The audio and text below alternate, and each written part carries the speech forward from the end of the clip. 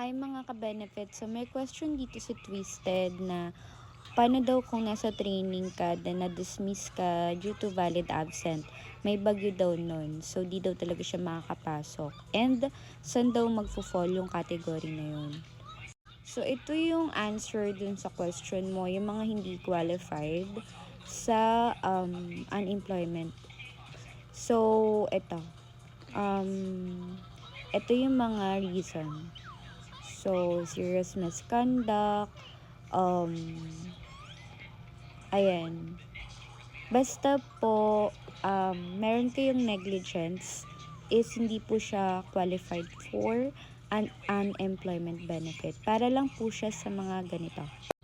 Ayan yung mga qualified.